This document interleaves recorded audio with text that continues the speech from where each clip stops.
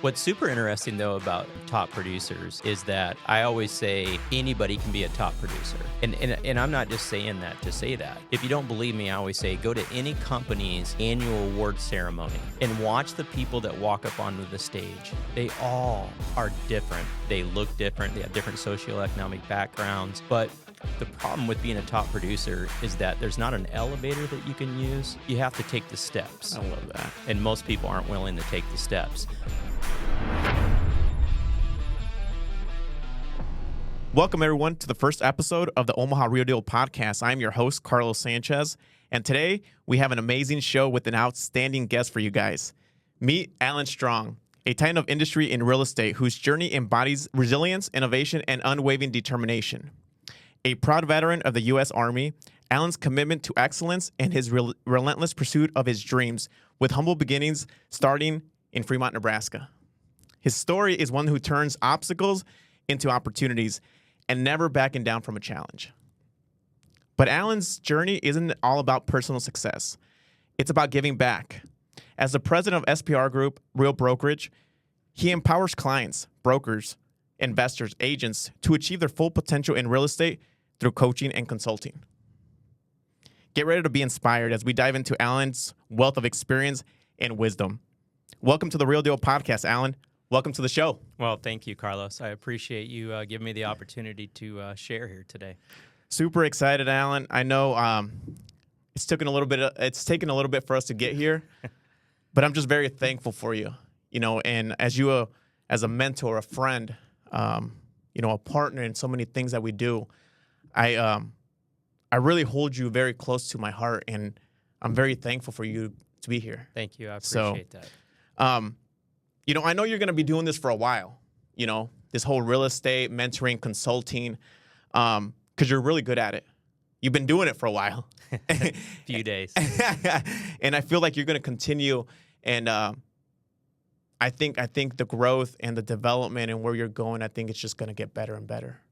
So especially as things start kind of changing in real estate and things start getting a little bit more exciting. Yeah, absolutely. So one thing I wanted to talk to you about is the energy, the enthusiasm that you always talk about. You say that's very common in high achievers. How do you cultivate something like that? How do you cultivate that? Well, so much of it is you have to teach yourself, right? It's mindset, and trying to see the good in something and seeing the opportunity instead of the roadblock, and it's not easy. Right. We all grow up differently. We grow up in different ways. So early on, my influence was to see the problem. And one of the things that I've learned to do is I don't like the word we got a problem. I use the word we got a challenge. Challenge seemed like something that can be solved. The problem seems like a crisis. Right. And so protecting your mind. Whatever goes into is what comes out of it, right? So you surround yourself with good, positive people. Make sure you're reading, taking in great information that can help you. And, one of the greatest things that I say that it took me many years to figure out was to know yourself better than anybody else. Yeah. Yeah. So when you know yourself better than anybody else, you can protect yourself from yourself. See, that's the funny thing in life, right? People are like, I'm going to protect myself from that person. It's like, no, real freedom is getting to know your strengths, your greatest weaknesses, right, your darkest things about you, right, the brightest things about you, and cultivate and live in that place where it's like you're constantly protecting yourself, your environment, your people, and putting positive and good energy into that. Yeah, I agree with that 100%. I know when I'm around you quite frequently, that enthusiasm, man. That enthusiasm, and I'm about the energy, right? I always say, hey, what's the, how you feeling? What's that frequency? But you really, on a day-to-day, you bring that enthusiasm. Well, thank you. One of the things that we always joked about growing up was that based upon our situation, you could either laugh or cry. And, my father, we call him 1946, because, it was a different breed of man back then, and Right.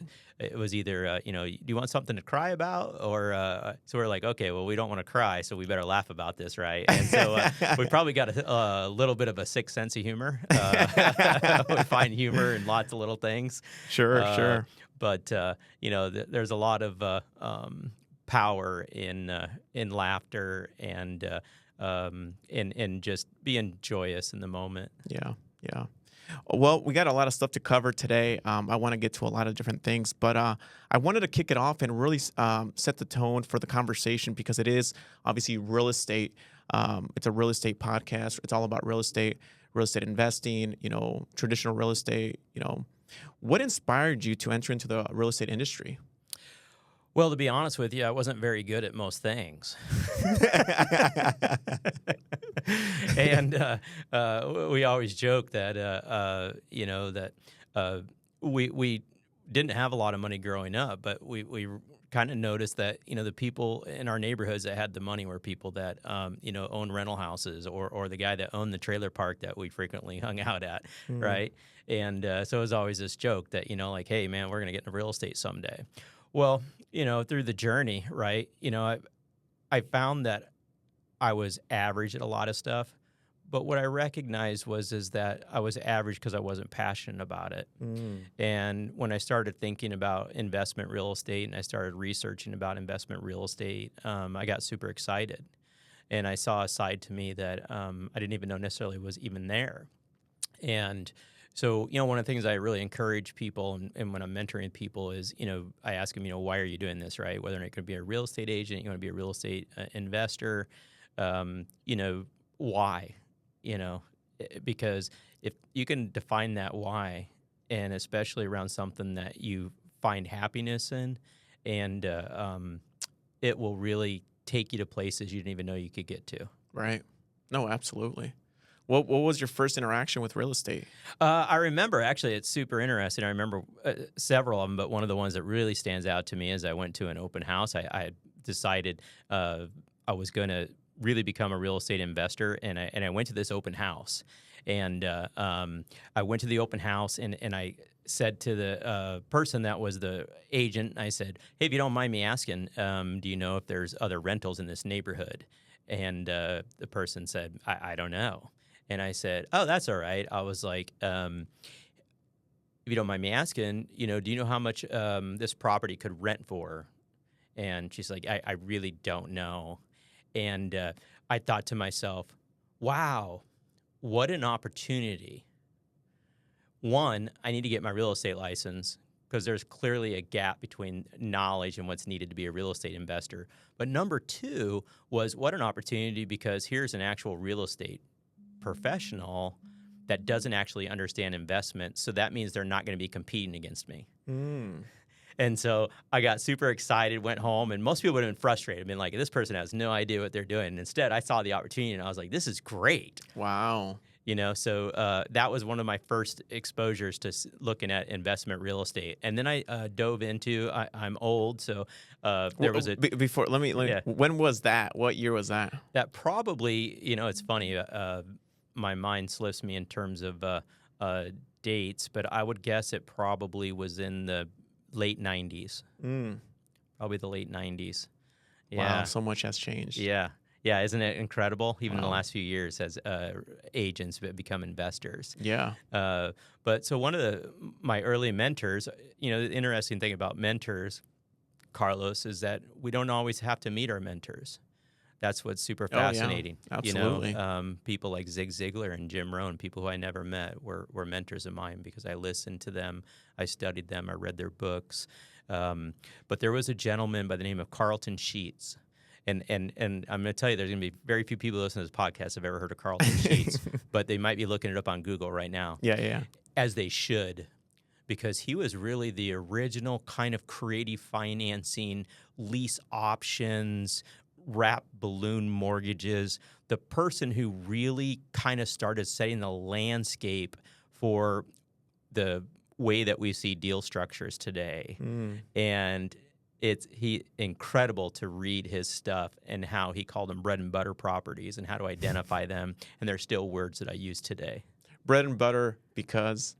They were bread and butter because bread and butter was considered a neighborhood that was typically a worker class neighborhood, right? And most likely they had grown up, not in a mean way, on bread and butter. And so he would call them, right? You got to remember, this is a generational thing, right? Sure. This is in the 90s. This is what he's calling it, right? They were bread and butter properties. So when he drove by, if people were, they were the hardest workers, but maybe they didn't have the highest income jobs, but they were good, solid houses that could provide really safe and clean housing for these people. And so he'd go and invest in these neighborhoods that he called bread and butter properties. With this kind of creative finance strategies. Yeah, exactly. Wow. Yeah. Unbelievable. So you built and sold a lot of successful brokerages. You know, obviously you also consulted top agents nationwide, and now you lead the SPR group with Real Broker. What are the key principles you attribute to your success in such a competitive industry? Well, first of all, other people. You know, there's nothing that I was a part of that other people weren't as big of a part, if not maybe a bigger part in some ways. You know, I've had a lot of good people who believed in me, who had a similar vision. And so the number one thing I would say about building something is that you're only as good as the people you surround yourself with and the people who are willing to allow you to surround yourself with them. I love that. I love that. How long did it take you to understand that? Well, to be honest with you, the first couple businesses that we built, I didn't understand that. Yeah. You know, sometimes it's I saw a quote this morning. I can't remember whose the quote was, but it was, we live a life leading forward, but only have understanding in looking back. And so, you know, it took, I always say I'm a slow read, right? I usually have to really screw something up for me to really understand the value and what it was. And so a lot of that was looking back, reflecting, trying to become a better version of myself, right? You know, waking up every day and saying, okay, maybe yesterday wasn't my best day, but today, how can I be a better version than the person I was yesterday? Let me press a little bit more on this question that I'm asking. So, top agents, we know real estate. You know, real estate is a very competitive, very rewarding space. How was it consulting other top agents, knowing that I'm going to say it, they most of them have, you know, quite a bit of an ego, because as you build confidence and you build success, how do those top agents, you know, top brokers that run successful brokerages are willing to take the feedback? Yeah. You know, and the guidance, the consulting from you. How was that? It is interesting at first.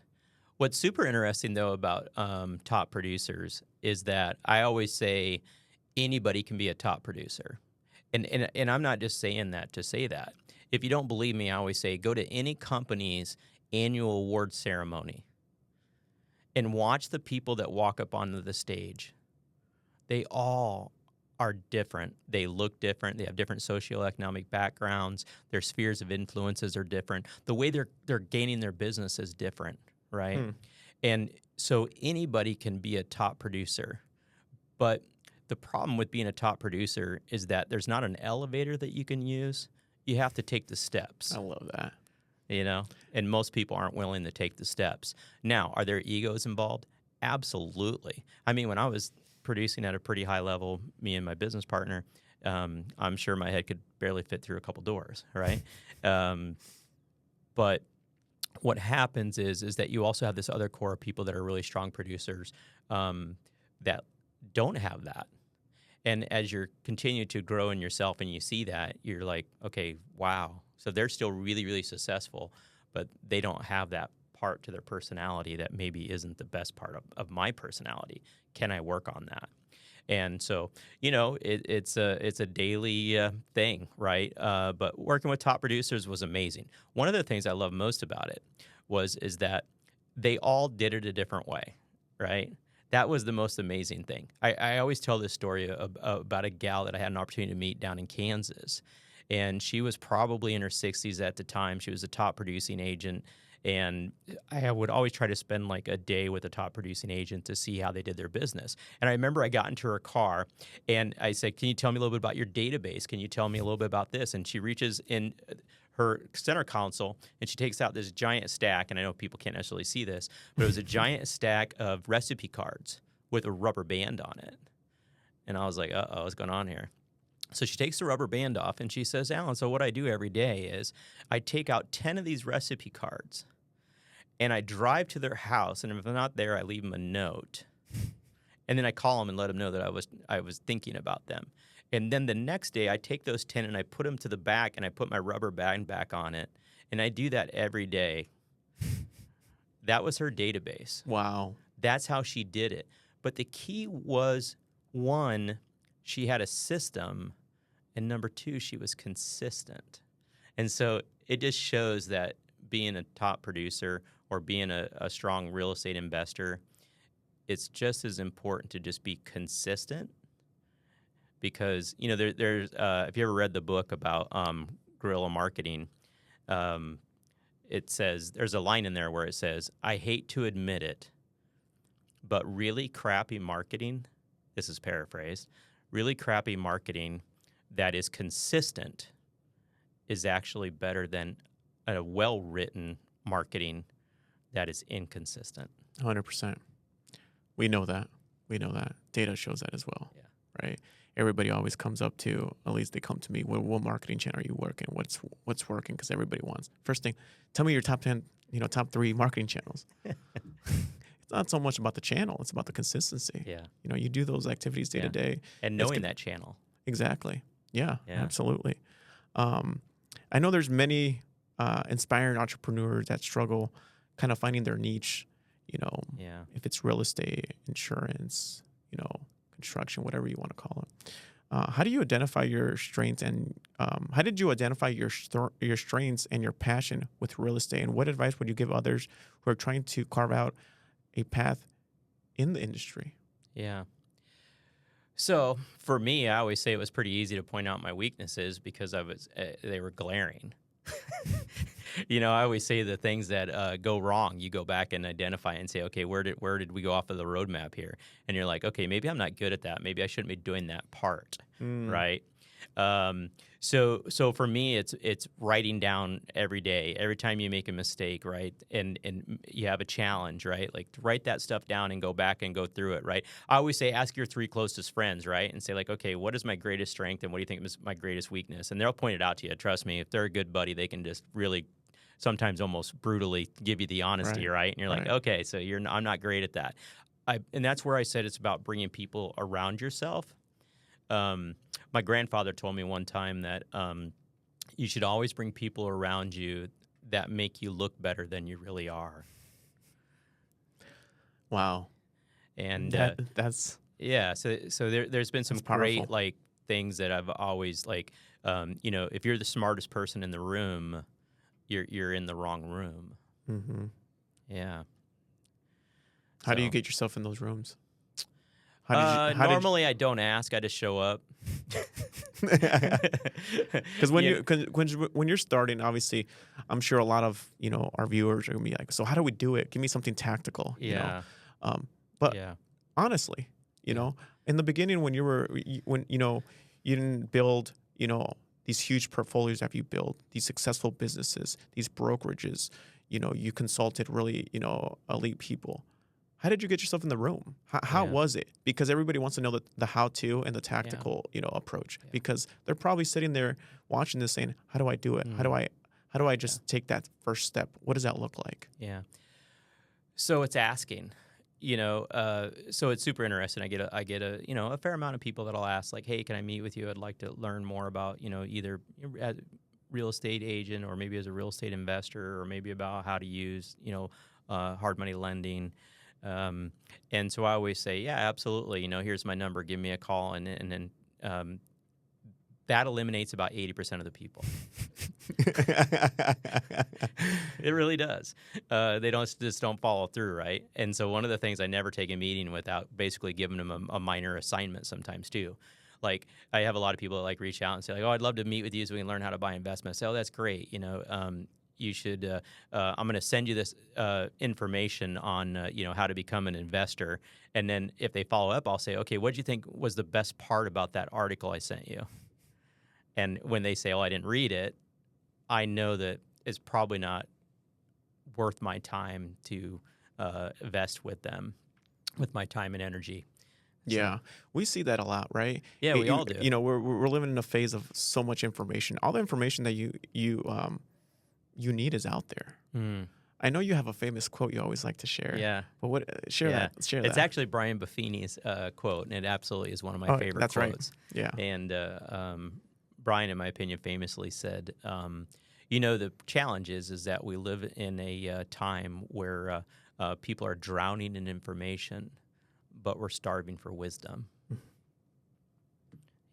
That is, and there's so much truth to that, right? Mm-hmm. One of the things that I try to teach is, really well-intentioned people can give you really bad advice. And it's when you really reflect on that, it's true, right? 100%. You may know that the best course for you is to not go to college. Sorry, mom and dad, this may be true, right? But mom and dad are like, no, but they could give you really bad advice. You may be so passionate about wanting to chase something else that you have to take advice. So then what you do is you find people who have went where you're trying to go. Boom. And let them mentor you. Let them give you advice. That's one of the biggest things that I always say is that at times I've probably given really bad advice because it was a space I just didn't know enough about. And I've also taken really bad advice. Yeah. And so more and more, right, if I'm not sure of what the answer should be, is seek out someone that's already doing it or already has done it. Exactly. Yeah. I failed in that department as well, right? I've taken advice from people. Everything sounds really nice in a theoretical standpoint. Yeah. But a lot of those people have never done the application or the implementation of that theory. Execution sometimes is much different Yeah. than the theory behind it. We could sit around and talk theory all we want, right? And get excited, jazz each other up. But the reality of it is that's a really important lesson that I've learned. Yeah. It's don't tell me a theory. Tell me what you've done. Show me the execution. Show me the data. Show me the results. Right. That's how I operate. And I know you always talk about that because that's very important, especially where you obtain your information, who who do you get it from? For sure. So I know in the fast pace, I know real estate is very fast paced, and I know adaptation is paramount. How do you stay ahead of the curve in terms of market trends, technology, industry shifts? What would you advise others to do the same? Like, how do you stay above the, ahead of the curve? Yeah. And what advice would you tell others? It's a great question. The challenge with the stay ahead of the curve is that we don't always see the curve coming. Right. I always say there's a reason why, right? Like that, people can't fully predict what's going to happen with the stock market, what's going to happen with housing, right? Because there's not a perfect map. But you do a very good job, but there's indicators, And what I mean by indicators is, I always say slow it down to your own life, right? If you're starting to notice that fuel prices are affecting you, if you're noticing that grocery prices, if you're noticing that your renter's insurance or your homeowner's insurance is getting out of control, those are things that you can utilize and think about in real estate investing, right? You can sit there and think, oh, wow, I better really be careful the next time I underwrite that, right? Like right now, one of the things you're noticing is the price of labor has increased substantially, including materials. And so it's easy today to underwrite a deal from a year ago and potentially lose money if you're not careful. So seeing the curve sometimes is just recognizing in our own life, like, what are we seeing, right? We're very fortunate being a real estate investor, but also being in the real estate sales side, is that we can see the cycles a little cleaner. For example, in the Omaha greater area, if it's a house that's $350,000 or under and it's been redone and it's priced according to the neighborhood, it's still going to get multiple offers, right? And so you can recognize that. But you can also go to another neighborhood and think that's a great deal, but it's not. And so, one, just pay attention to what's going on around your surroundings. Number two, listen to the people who are in the know. Listen to like Sharon, who's the leader of Real. Right. You know, the guy is brilliant in his own right. Listen to people who have been there. I always say, like, there's an old saying that when you're young, you're trying to give everybody advice and they don't care, and it's usually wrong. And then you eventually learn it, and you got good advice, but now you're so old that nobody wants to listen. And I feel like I'm kind of getting to that place, right? So I always say, most of the time when we give advice, right, it's not because I'm trying to tell you you're doing something wrong. It's usually because I screwed it up and did it that way. So I'm like, yeah, don't do that. That was a really bad idea. Yeah. How do you see technology playing a role in real estate? I mean, technology, like more than ever moving forward, I should say. It's unbelievable when you really, really think about it. Technology in terms of real estate, I mean, now you're able to take this, the same information that was, available to just, real estate agents is now available to everybody. Mm-hmm. And not only is that information available to everybody, the ability to analyze that data is available, right? Learning how to you used to be like, okay, I got to go take this course to learn how to talk to a potential home seller. It's like you can literally go online to AI now and say, okay, what do I say to someone who I want to convince them to sell their house or to take my offer, right? Mm-hmm. Especially if it's a good deal for them. The technology is something that, once again, though, you don't have to know every piece of technology. You got to know people that know it, though. Mm-hmm. Okay, so I got to know enough to understand what AI can do. I got to have resources that know how to implement it, though, into what I'm trying to accomplish in my business. Right. There's a lot of times people try to go too wide. If you want to be really good at real estate, stay narrow and bring in people who are really good at all of the other pieces. Boom. And just know how to manage it. Absolutely. That's it. I know with AI, with a lot of things shifting in the market, an agent, an investor has to make the adjustment day in and day out. With that being said, do you see what's happening currently in the environment having a big impact from a real estate agent perspective? It's interesting to think about, right? I've been around it long enough that I've heard several times that real estate agents were going to be replaced, right? Mm-hmm. But the part that technology can't, at least to this point, the human interaction, Yes, the trust level, the willingness to listen, that always is going to play a really, really big role. Because we think about sometimes when we have investors that are buying projects, maybe they're from a homeowner that is going through a difficult time, and they need more than just an offer. Sometimes they need a friend. Sometimes they just need somebody to share with. Sometimes they need someone that can help them to get into a new direction, to be like, it's going to be okay, right? Why don't I help you find different housing, right? Why don't I find someone to help you, get this house organized, right? And so that's the one thing that technology can't do, in my opinion. So I think there'll always be a need for real estate professionals. Now, will it change? Sure. I always laugh when I got into real estate. Some of you aren't even going to believe this if you're a real estate agent.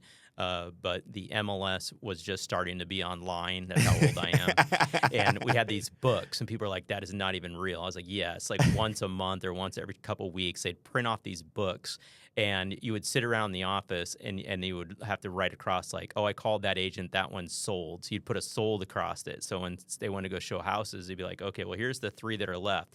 And if there was any new listings, they'd fax it over. So you'd have this ridiculous book that then a fax would come over and it'd be a new listing and you would just insert it into this ridiculous book that you had to use, right?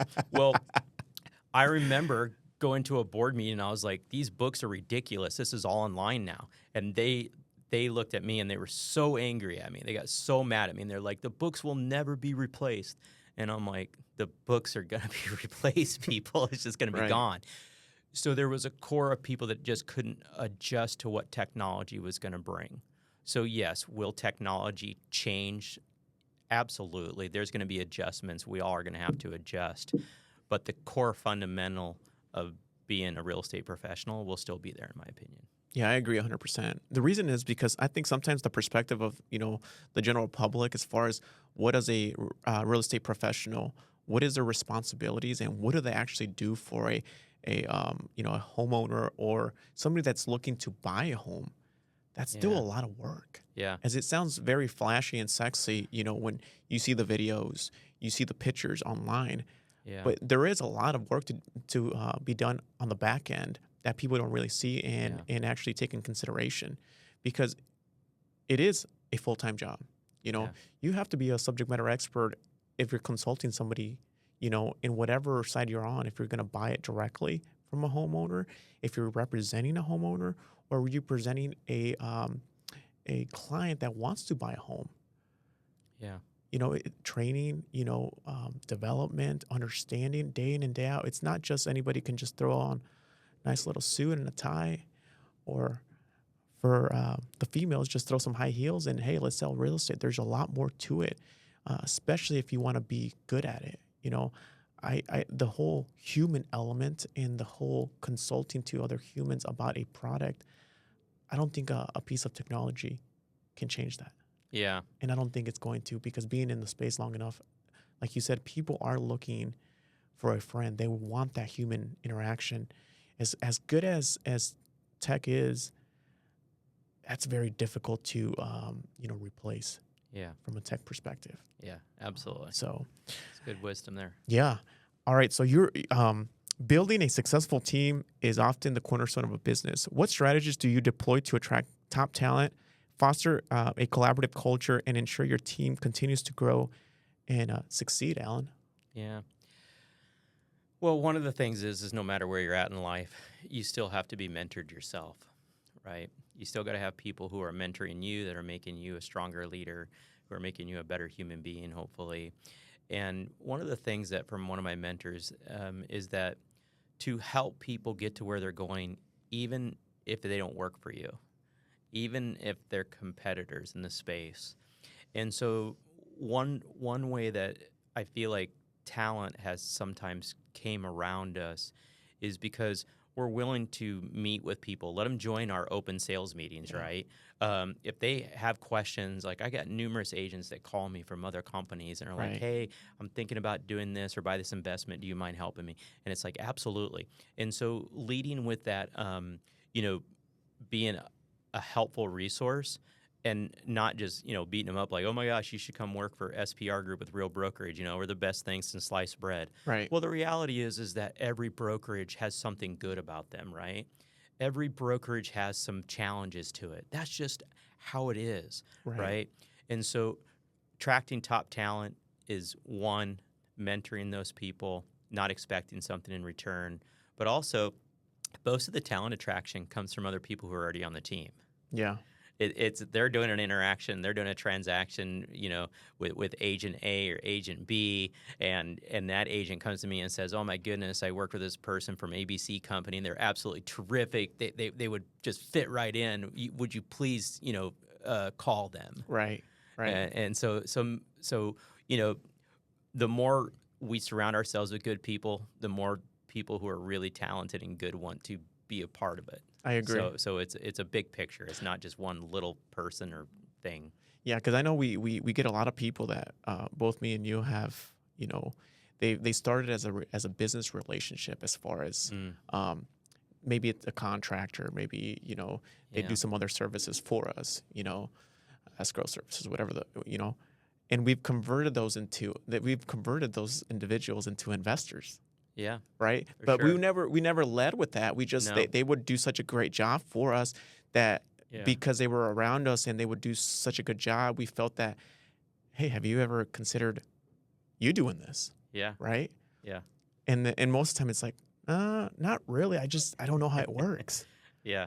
And I'm like, it's very simple. And we've, held a lot of people's hands, Yeah. a lot of people.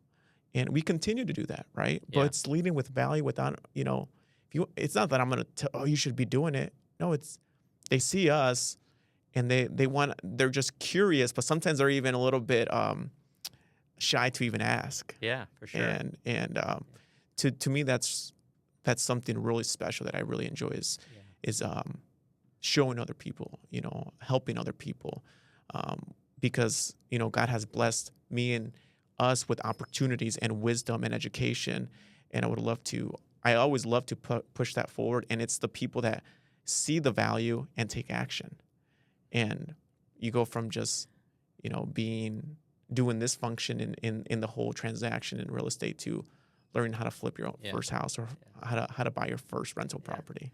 And a lot of that is that law of attraction, right? Is that where you're attracting people to you because they've seen you do it. Yeah. They've seen your journey. Right. Right. And so they naturally are curious. But, like all of us, right, or at least most of us, is that, it's also scary, right? Yeah. And the reality is that you could lose money. If you got to be really careful. Like at the end of the day, like it is a risk reward business. It is still a business. I have definitely lost money on projects. Absolutely. Right? You have to understand the risk reward profile you're entering into and you're signing off. Right. The key is to surround yourself with people who have made those mistakes to help you not do those mistakes. Or if you make that mistake, this mistake is much smaller. Yeah. It's kind of, there's a safety net there. Yeah. We won't let them get that far. Exactly. Let's talk about resilience, Alan. I know every entrepreneur, business owner faces, setbacks. Can you share a challenging moment in your career where you navigated through, a setback, a challenge, and how you came back stronger on the other side? Because I know you've had a lot of these episodes. I'm sure in the beginning, I've had them for sure. Yeah. Yeah. And they've helped. They do. They hurt. They hurt. They hurt. They absolutely hurt.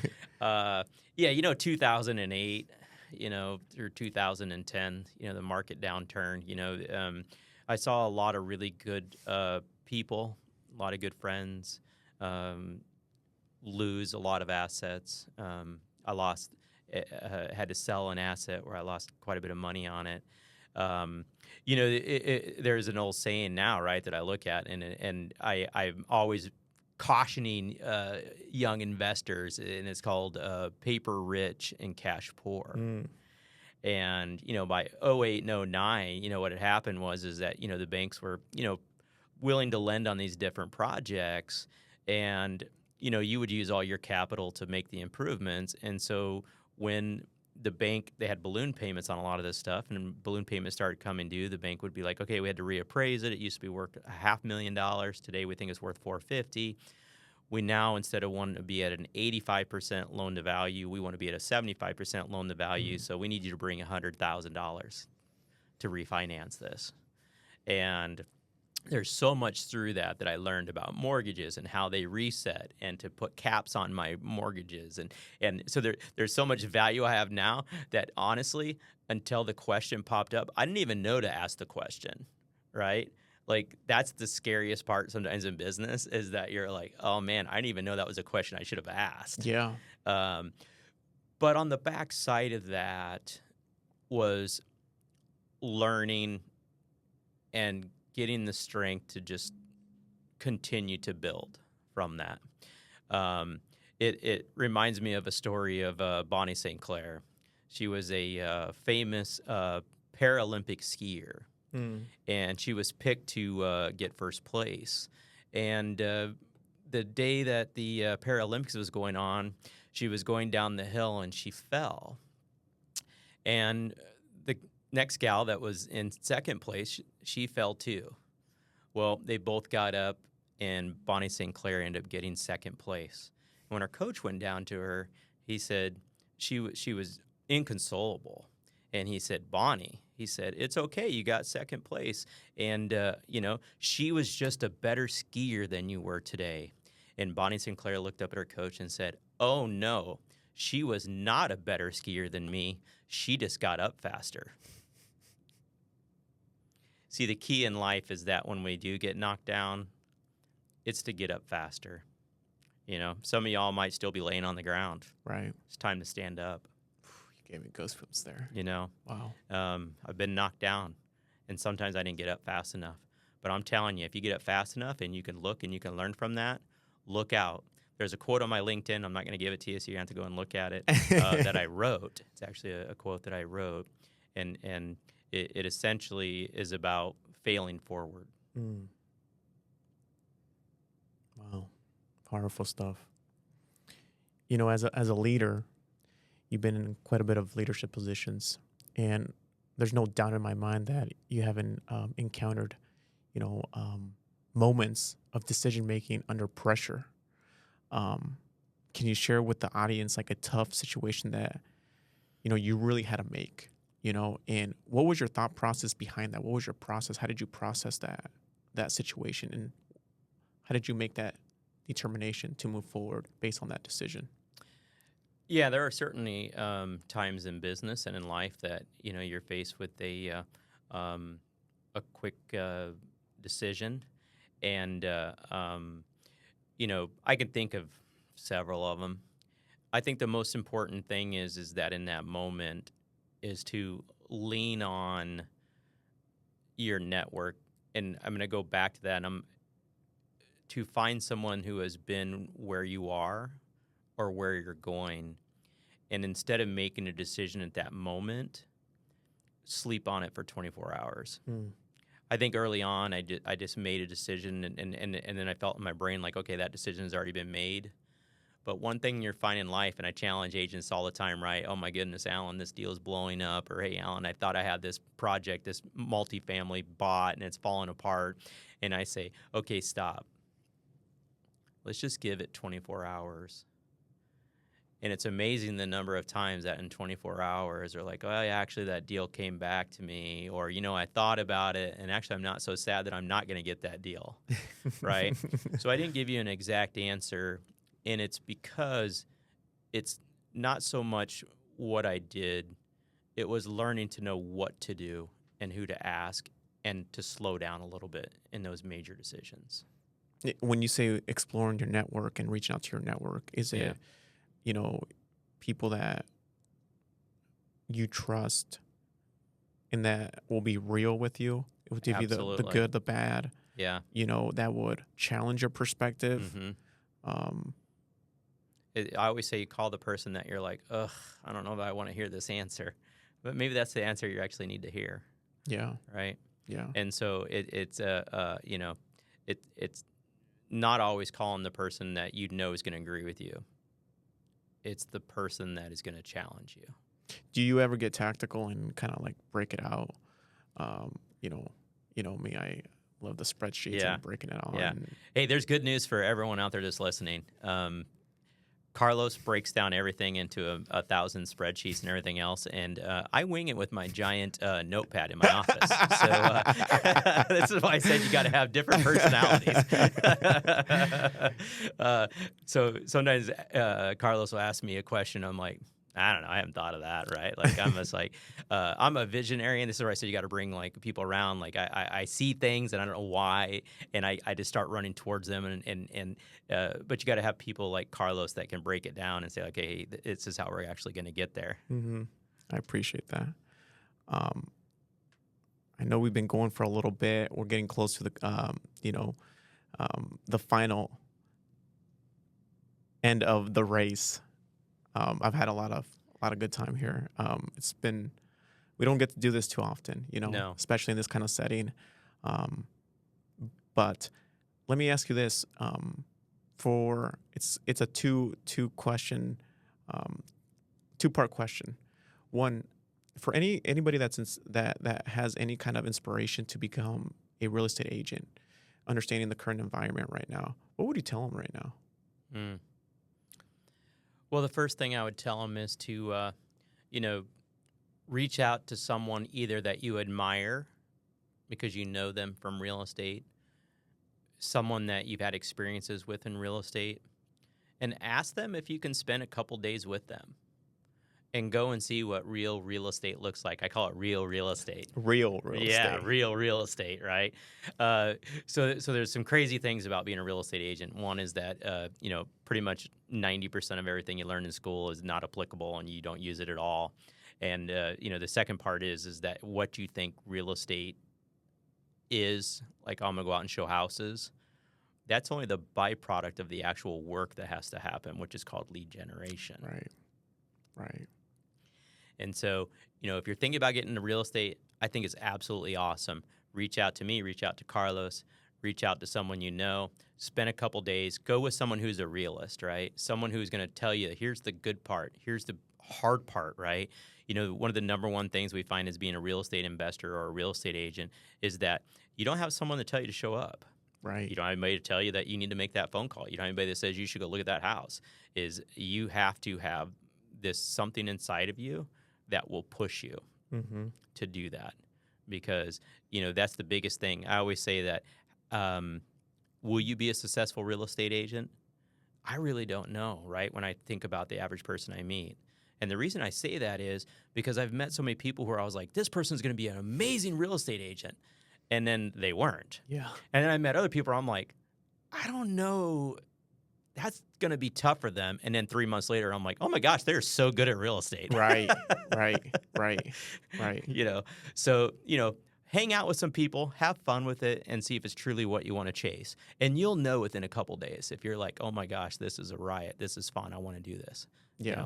So that's the agency side of the question. The second part of the question is, what do you tell an inspiring, person that wants to get into real estate investing? Now this is going to air in obviously April 18th of 2024. We've gone through some shifts.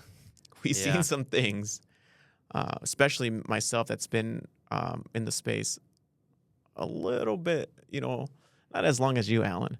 But what do you tell those people that, they see our videos, they see my videos, other people's videos, they attend these meetups.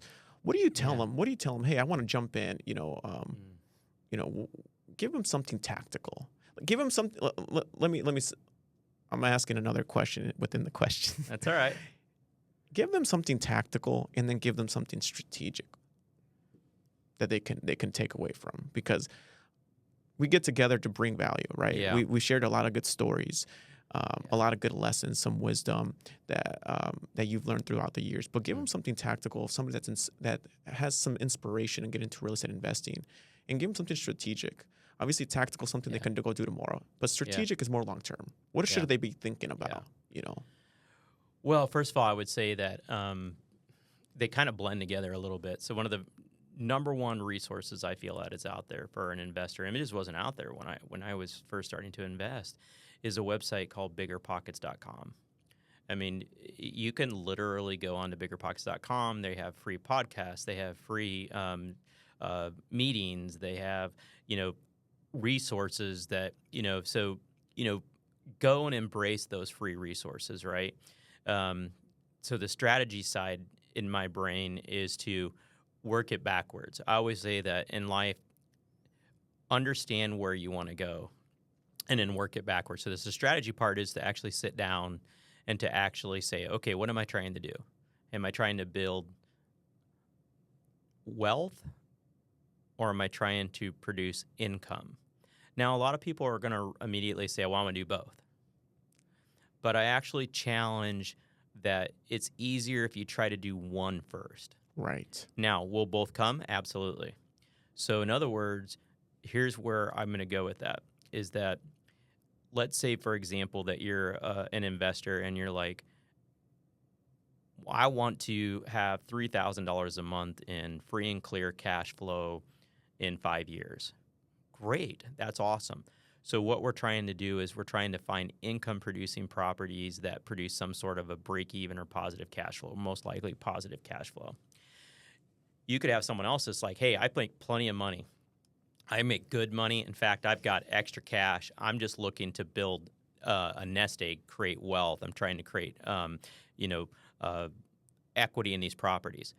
Those are much different because they can look at properties that maybe on paper look like a negative cash flow, but they may be a good equity purchase. In other words, there are some houses out there that you might be able to buy for $200,000 that are actually worth $230,000. Now, they would only rent for maybe $1,800.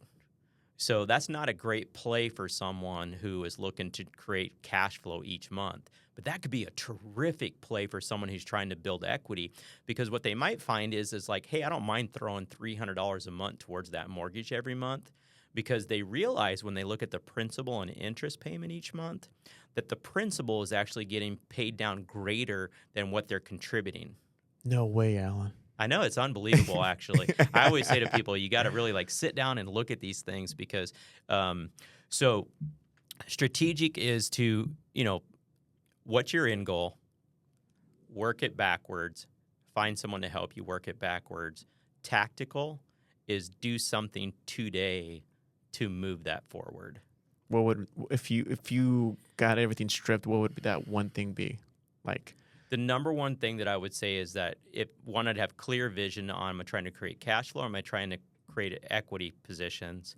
And number two is what can I do today to start accomplishing that? And so the number one thing that you have to know is, regardless of either one of those types of strategies, is you have to know the neighborhood you're going to farm. yes. So it's like, okay, I'm going to find out everything I can about every house in zip code 68127. I'm going to find out what is the average sales price, what is the average rent. I'm going to start to understand that. I'm going to start looking at houses. Exactly. I'm going to start getting estimates on what bids are, because that's the tactical part, is that's the real data, so I can start making decisions, because I'm going to have to start making offers. Right. At the end of the day, some of y'all making one offer and can't figure out why you don't have a real estate portfolio. Right. Right. I always say that, if you're trying to buy one, you should be making 10 offers. Right. Right.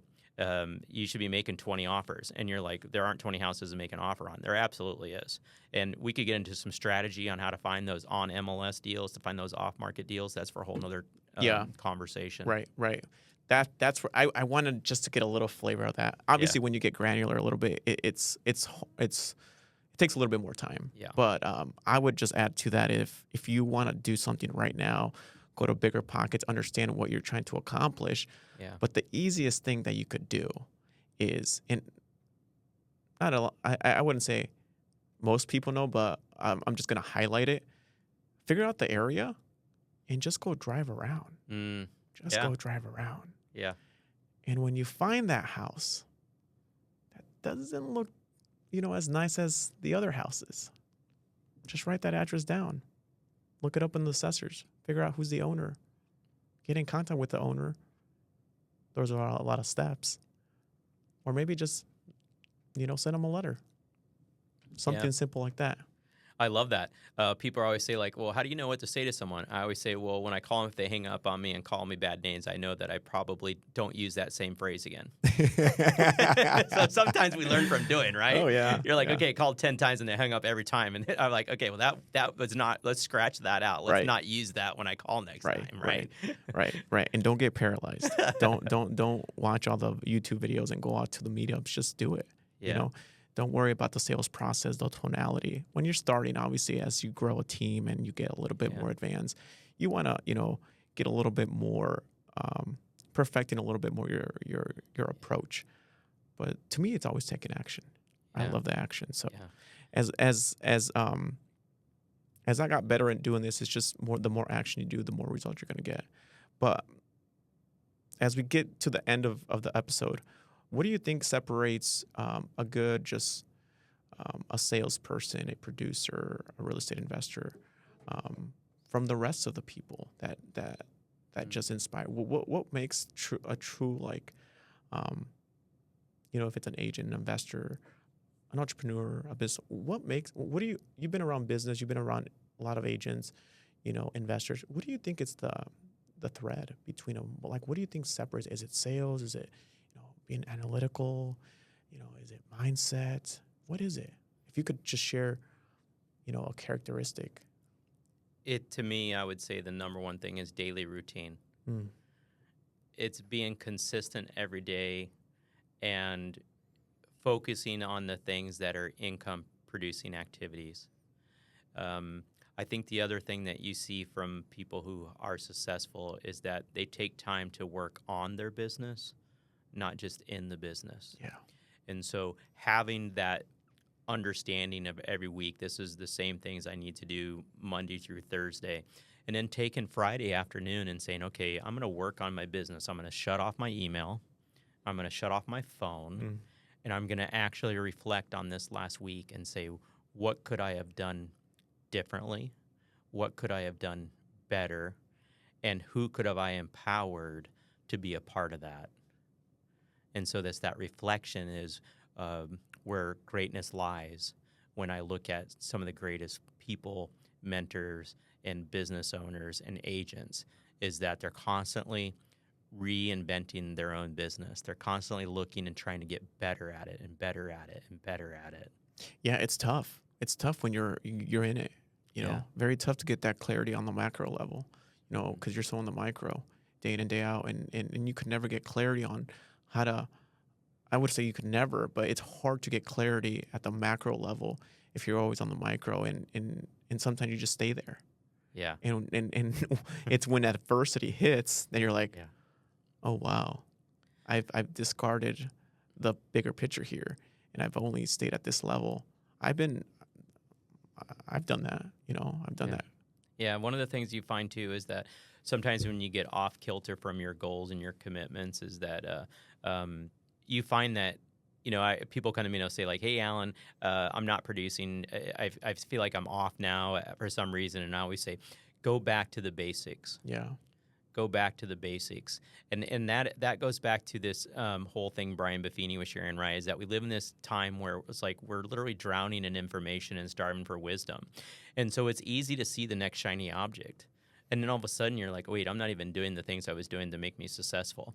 And when you find those things that work, that they're driving revenue to your business or they're bringing you great leads to build your real estate portfolio, is, you know, read the book 10X, right? Like that 10X, whatever that habit is. Yeah.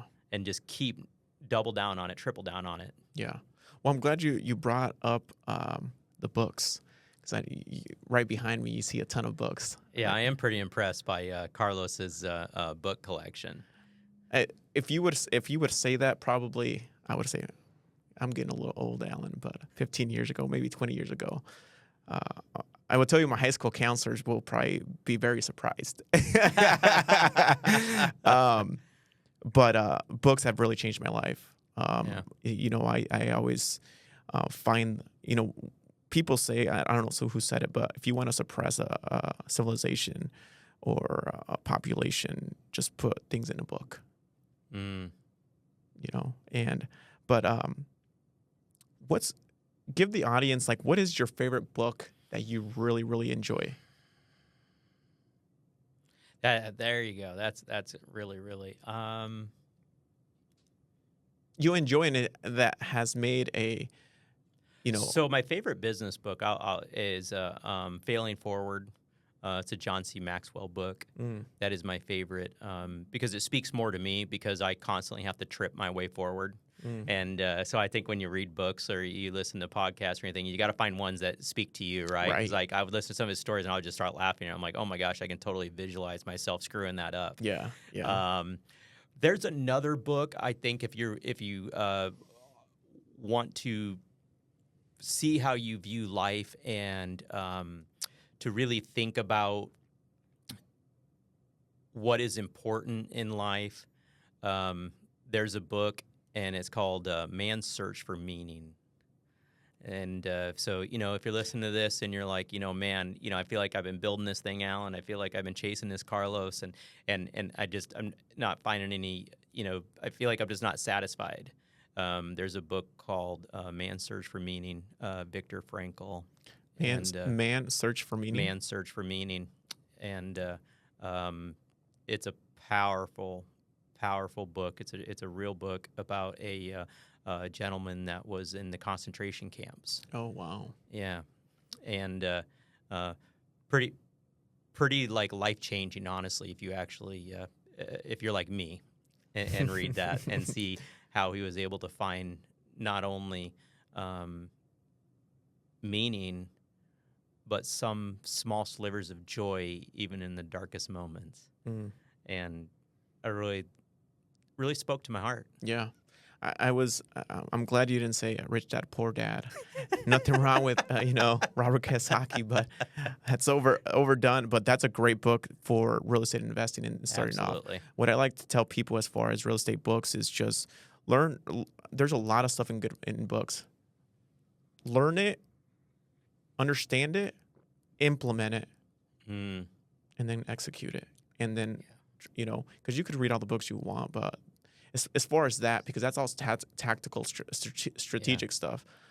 I always find that those books, like the one that you just mentioned, I find that those are, at least as an investor, as a producer, as a business owner, a lot of those other books that are more driven on those philosophies that I'm sure that book is about.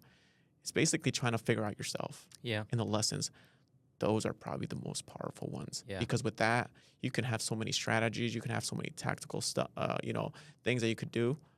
But that understanding yourself and how to process those things and learning about yourself. Yeah. Those are really good. Yeah. It's what's going to change the trajectory of your life. Absolutely. I think it's absolutely terrific. I heard someone say one time that reading books is terrific. Just make sure that you remember that you're the student. Don't be a follower. Yeah.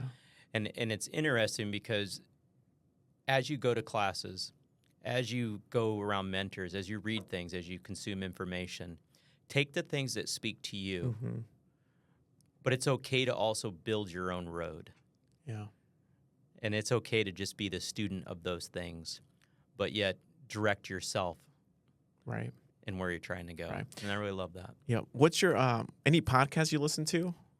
Oh, I listen to a bunch of podcasts. I'm just give you a little bit about myself. At my age now, I'm really into watching birds too. So you got to be careful. I know just about every bird there is. So if you're into birds and you want to check out my Facebook, you can see all kinds of birds on my Facebook because I'm cool like that. But podcasts, I've got a few that I really, really like. The Bigger Pockets podcast is one that I really, really enjoy. I've been really into this commercial real estate 101 recently that I think is really, really good. But, probably my other favorite podcast is probably The Real Deal with Carlos Sanchez. Let's go. Let's go. Awesome, Alan. Well, before we get to the final thoughts, where can people connect with you at? Hey, if you want to track me down, you can just give me a call or shoot me a text is even better. I'll give you my number. That's fine with me. 402-325-1288, 402-325-1288, or shoot me a email at Alan, ALAN, at Alan, ALAN, Strong, STRONG.com. You can look me up on LinkedIn or Facebook. If I don't know you on Facebook, I might not add you. But Awesome. Well, as we wrap up our conversation, one piece of advice or words of wisdom you would like to share with the listeners, especially as they try to curve their own path into real estate. Keep going. It's not really a quote. But it's keep going. Be willing to make mistakes. Be okay with learning from your mistakes. Be okay with saying you were wrong. Be okay with saying you're sorry. Mm-hmm. One of the things that the greatest thing about building a real estate portfolio is that you're going to make some amazing friends, but you're also going to have some detractors, and you're going to have people. So keep fighting the good fight, man. Keep moving forward. And if you need inspiration, jump on this podcast and listen to it. Reach out to Carlos or reach out to one of your friends. If you're like, man, I'm at a tough moment here, what should I do? Sometimes just having 30 seconds or a minute with someone can change your entire perspective. Alan Strong, thank you so much for coming on to the Omaha Real Deal Podcast. We greatly appreciate it. I appreciate you as a friend. Thank you so much for being here. And until next time, guys, we'll be talking, we'll be listening, and stay tuned. A lot more is coming. Thank you. Thank you, Carlos. I appreciate you, brother. Hey. Thank you.